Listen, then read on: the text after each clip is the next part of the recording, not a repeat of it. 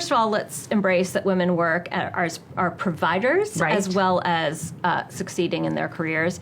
And they're doing it really, really well. I realized there was all this negative mythology and negative imagery perpetuated by the media about working mothers. I mean, think about TV shows. When do you ever see just like a great working mom? Right. She forgets the she cupcakes. Forgets. It's She like does, shorthand yes, for yes, neglect. And I yes, hated that yes. because I would see all these women who would come to the events I was throwing, and one look, and I'm like, God, these women look like they have it together. So then we started doing research and getting back survey data that would say things that I found very surprising, like 97% of executive moms we surveyed said being a working mom makes them feel like a better mom. Yes, right. So I realized I had a purpose in just changing that narrative Yes. a little bit and not trying to solve how to be a working mom. Right. That's super pedantic. But Right. just simply let other women know you're actually doing it a lot better than you probably think you are. Yes. And look at all these other women who are doing it too. Doesn't that make you feel less alone? Yes. That's all I think most of us need.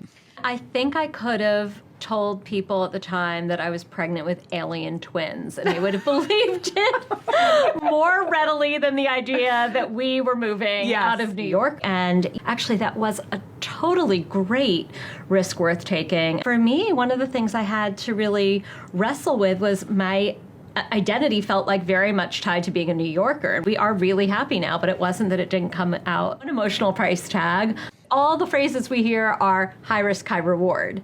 And you forget that they don't always play out the way you wanted to. Being thoughtful and calculated in risks and having contingencies and being a pragmatist while also being willing to push yourself outside of your comfort zone. This is actually a bit of a full circle moment for me, because when I was a junior in college and realized that I wanted to go into some form of advertising or marketing, I had no personal connections to the industry, but somehow found out about, even without the internet, an inaugural summer internship program that Ani was sponsoring. And I applied. And I became just one of 8 students they chose from across the nation, and as a result got to work at what was then a big ad agency called Lintas. Some of you remember. And I got to work on the Buff Puff and Scotch Brite accounts. And it was pretty great. I mean, I loved getting all dressed up and being a part of my dad's famous carpool into the city. And at Lintas, they entrusted me with real responsibilities like attending and writing up the implications of focus groups, and I was hooked.